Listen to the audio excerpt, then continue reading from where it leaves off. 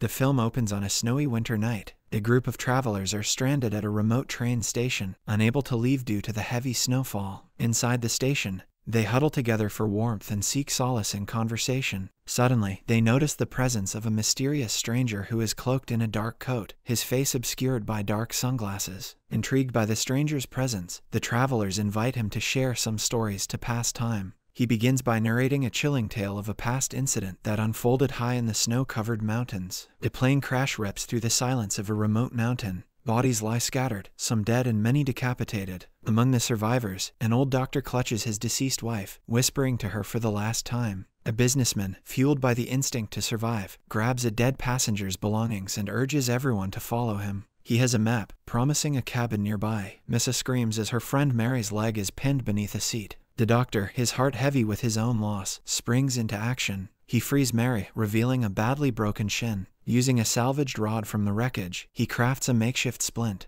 Driven by the urgency of survival, the survivors embark on a treacherous journey towards the cabin. The businessman, burdened by carrying Mary, collapses under exhaustion. He urges the others to continue without him. Missa, looking back, sees a horrifying sight. The businessman has placed Mary on the snow and is digging a hole around her. He says he is making a bivouac where Mary might have a chance to live. He reminds them that they do not have enough strength to carry the injured Mary to the cabin. As Missa watches on, they are forced to make the agonizing decision of burying Mary alive, leaving her to the mercy of the mountain and the biting cold. Hope flickers as they find the cabin, offering meager comfort, a stove, blankets, and a ration of food. Missa, momentarily thawed by the warmth, is swept by a fresh wave of grief for Mary. Panic takes hold, and she flings open the door, the wind extinguishing the fire. The reporter, shovel in hand, follows her. At the bivouac, they find Mary. Miraculously, she has managed to crawl out, her pale face emerging from the snow. Still delirious from fever, she repeats that she is feeling hot. The reporter attempts to dig her out, but the shovel strikes Mary's neck. Blood stains the snow as Missa cries out in horror. Mary clutches Missa's scarf, a final gasp escaping her lips before the reporter pulls them apart. The businessman arrives, witnessing the scene. He accuses the reporter of murder, and they all retreat back to the cabin. Inside, the old doctor questions Mary's absence. The businessman, choosing to hide the truth, claims she died before they reached there. The doctor acknowledges the inevitability of death in such dire circumstances, offering a somber acceptance. He then shifts the focus, sharing a chilling tale of two boys trapped in a tent by an avalanche. One, healthy and cunning, feigned checking the weather to slowly consume their supplies. When the injured boy succumbed, he was buried outside, but horror awaited the survivor each morning. His dead friend would be back. In his tent, the old man leaves the story hanging, urging everyone to sleep. Knowing sleep invites the risk of death from hypothermia, they devise a plan. 3 will sleep while 1 stays awake, rotating every 5 minutes. On the 10th rotation,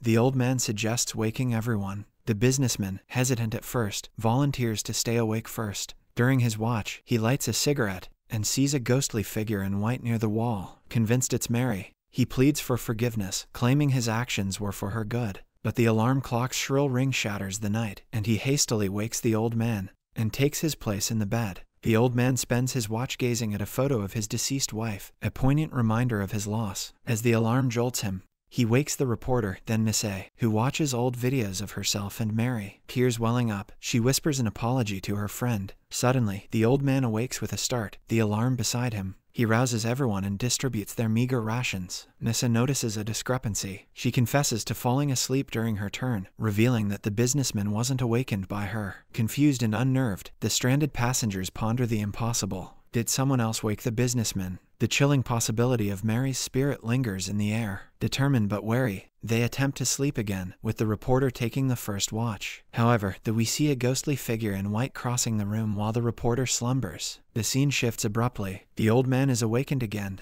the alarm by his side. He quickly rouses everyone, but upon reaching the businessman, finds his body cold and stiff. 2 distinct marks mar his neck. The doctor grimly declares he died at least 2 hours ago. Panic sets in as Missa and the reporter grapple with the reality of Mary's vengeful spirit haunting them. The usually calm doctor unravels, frantically consuming the remaining bread, refusing to sleep while the others succumb to exhaustion. Soon, the old man too sees the girl in white. A shadowy hand emerges from the darkness, killing him. Alone with the horrifying truth, Missa whispers a chilling realization. They are all going to die. The reporter, however, refuses to surrender. He uses his camera to capture their faces, a defiant act of resilience amidst the encroaching darkness. Slowly, they drift off to sleep again, their fate hanging precariously in the balance. Nissa awakens to another nightmare. The reporter lies dead, an axe protruding from his back. With trembling hands, she grasps the camera, recording a final message. Accepting her fate, she prepares to face her end. Reviewing the footage, she sees a horrifying truth. A woman in white raises an axe and plunges it into the reporter's back. But the camera doesn't reveal the face of the attacker. Kara grips Miss as she begs for forgiveness, her voice echoing in the silent cabin. As the blanket slips from her shoulders, a shocking revelation emerges. She wears a white dress, identical to the ghostly figure. The hand reaches out and grasps hers. The scene abruptly changes. Rescuers find Missa screaming in the snow, surrounded by the bodies of the passengers, the old man, the reporter, the businessman. In the distance, Mary's body remains untouched, the shovel still embedded in her neck. The question hangs heavy: did Missa kill them all, or was she a pawn of Mary's vengeful spirit? We return to the train station, where the stranger in black concludes the story that the old doctor was telling his fellow survivors. He reveals that it was the healthy boy who repeatedly dug up his friend's body, dragging it back to his tent each night. Each morning, oblivious to his actions, he buried the body anew. The young man, eager for another tale, requests another story. As the camera zooms in on the stranger dressed in black coat, a smile spreads across the lips and he begins again. The story begins with a black and white scene, depicting a historical event. March 14, 1702, Mordisano of the Ako clan assaults and injures Kira, a member of the shogunate, within Edo Castle. Bound by the traditional Japanese rules of the time, Asano commits harakiri, an honorable suicide, to avoid punishment and disgrace. The burden of revenge falls upon Oishi, Asano's chief minister. Yet, initially, Oishi shows little interest in vengeance, preferring to spend his time with his seductive mistress. One day, a strange sound draws Oishi's attention. He investigates, discovering a silver box on the road outside his home. Poking it with his sword, he is startled by a voice greeting him from the other end. It's a mobile phone, a technology unknown to the 18th century samurai. Initially skeptical, Oishi's disbelief fades as the voice accurately predicts the death of his advisor on August 3, 1702. The voice reveals itself as a historical researcher from the future, seeking confirmation of the events of the past. Oishi, intrigued, engages in conversation with the phone. Much to his wife's alarm, she eventually leaves with their children, unable to bear the unsettling presence of the unseen voice. The researcher goads Oishi about his planned attack on Kira, questioning his courage and motives. Oishi's reluctance is interpreted as a clever tactic to mislead the enemy. News reaches Oishi that Yamaoka, one of his samurai, has attempted and failed to kill Kira. Oishi instructs his subordinate to join the attack and leave him out, feigning ignorance of the incident. Later, Oishi receives another call while with his mistress. He learns from the researcher that his son, disgusted by his father's cowardice, attempted to kill him before joining the revenge mission. Oishi is saved only by the intervention of the mobile phone. Dejected, Oishi receives another call. The researcher presses him to declare war on Kira. Reluctant at first, Oishi fabricates a rousing speech, declaring his loyalty to the samurai spirit and his determination to avenge Lord Asano. Oishi's words ignite the flames of rebellion among his clan. His reputation as a coward begins to shift, much to his annoyance. The clan prepares to attack Kira's residence on August 14th. As the day of the attack approaches, Oishi grapples with his fear and doubts. He questions his own survival with the researcher, but receives no answer. He takes this as a confirmation of his impending death. Oishi leads his men into battle, knowing they face certain death. He finds solace in the knowledge that their sacrifice will be remembered throughout history. The story concludes with the revelation that the researcher is just one of many who contact historical figures to verify their narratives. Napoleon, George Washington,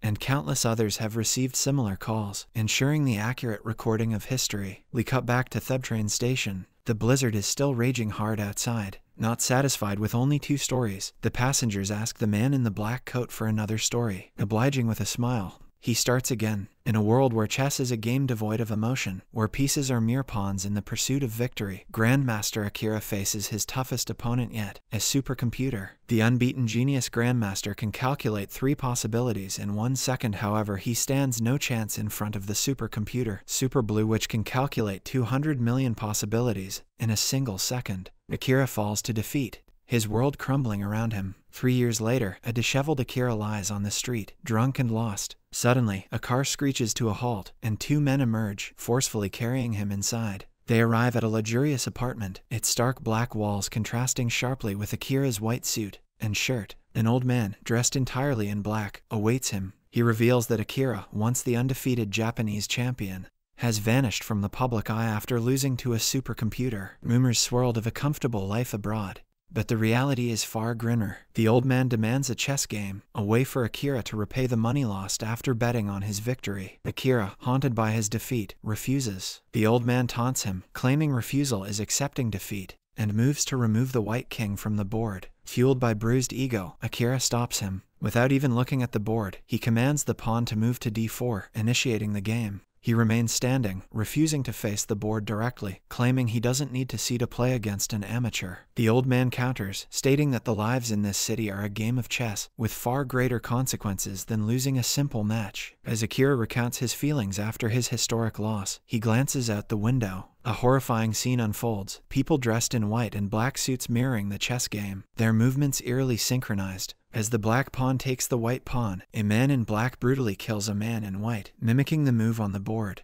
Horrified by the brutal act, Akira rushes down to find the victim, a dagger protruding from his abdomen. Later, he sits with his psychiatrist, Dr. Tomoda, clad in a white apron. Akira confesses the recent happenings, but Dr. Tomoda assures him it's just a figment of his imagination. Suddenly, a fax arrives, bearing the image of the chessboard from Akira's game against the old man. Frantic, Akira shouts out the next move for his pawn, only to receive another fax. This time, it shows the black queen closing in on the white knight. Before Akira's eyes, Dr. Tomoda collapses and dies. As he calls for help, Akira notices a photograph on the wall. Dr. Tomoda horseback riding, mirroring the position of the knight on the board. A chilling voice pierces the air. A nurse, dressed impeccably in black, her hair tied in a bun reminiscent of the queen, enters and asks Akira, "What will your next move be?" Panic-stricken, Akira flees into the lobby, but the old man's henchmen relentlessly pursue him, demanding his next move. He finds himself in a parking lot, surrounded by white cars. He enters one, its keychain curiously shaped like a bishop.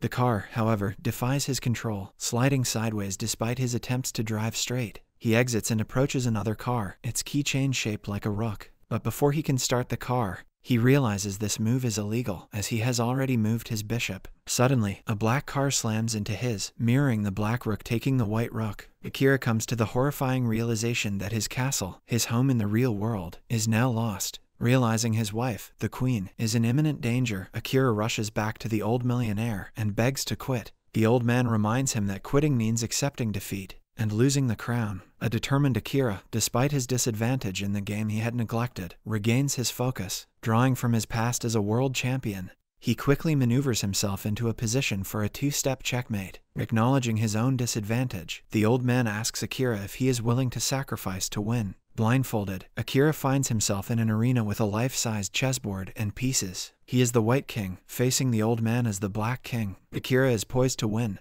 but only by sacrificing his queen. His wife, the Black Rook, stands poised to strike. Yet, Akira chooses to lose the game and sacrifice himself, putting himself in the Rook's path. The Rook, wielding a dagger, plunges into his chest. As Akira falls, seemingly defeated, he sees all the fallen pieces rise and applaud. To his astonishment, he is unharmed, the dagger a mere prop. Dr. Tomoda reveals this elaborate scenario was a form of shock therapy designed to reignite Akira's passion for the game. The old man dressed in black, millionaire Aoki, the sponsor who funded the creation of Super Blue, is also revealed to be part of the plan. Though Akira lost the game, he feels no bitterness. He realizes that there are things far more important than chess, like his relationship with his wife. Aoki further reveals that Super Blue, unable to process Akira's self-sacrificing move to save his queen, has overheated and fried its systems. The film concludes with Akira's poignant declaration, "Chess is a game of emotion, where all the pieces play as a team." We return back to the train station. The stranger in black fixes his gaze on a young couple excitedly planning their wedding.